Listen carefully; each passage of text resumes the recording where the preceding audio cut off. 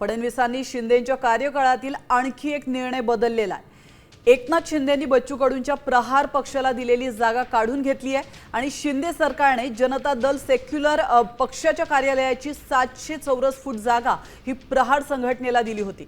फडणवीस सरकारने ही जागा आता जेडीयूला परत दिली आहे। बिहार विधानसभा निवडणुकांच्या पार्श्वभूमीवर हा निर्णय बदलल्याचं बोललं जात आहे। तर भाजपचा मित्रपक्ष असलेल्या जेडीयूला मदत केल्याने महायुतीमध्ये अंतर्गत तणाव वाढण्याची शक्यता आहे।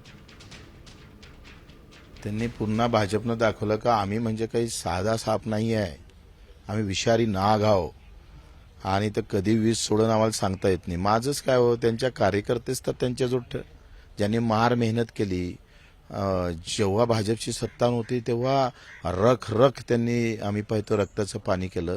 तो एक तरी कार्यकर्ता भाजपचा आमदार दिसतोय का? तो एक तरी कार्यकर्ता खासदार दिसतोय का? हे कार्यकर्त्याला सोडत नाही तर माझा काय केव्हा आहे?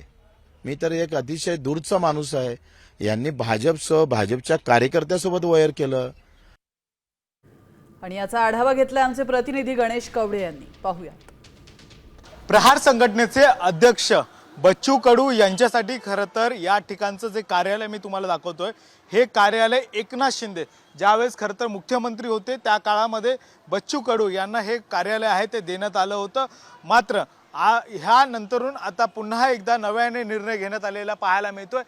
जे जनता दल खरं तर यांचं देखील कार्यालय होतं आणि यातलाच काही भाग आहे तो बच्चू कडू यांना देण्यात आलं होतं। मात्र आता पुन्हा एकदा नव्याने निर्णय झालेला आहे आणि हे जे पूर्ण कार्यालय होतं ते पुन्हा नव्याने जनता दल यांच्याकडे आहे ते देण्यात आलेलं पाहायला मिळते। कारण की बिहारच्या निवडणुका आहेत आणि बिहारच्या निवडणुकीच्या पार्श्वभूमीवर पुन्हा एकदा मुंबई सारख्या महत्त्वाच्या ठिकाणी मंत्रालयाच्या बाजूचं जे कार्यालय आहे ते जनता दलला देण्यात आलं आहे। अशा पद्धतीची विरोधकांकडून आता टीका देखील आहे ती होताना पाहायला मिळते।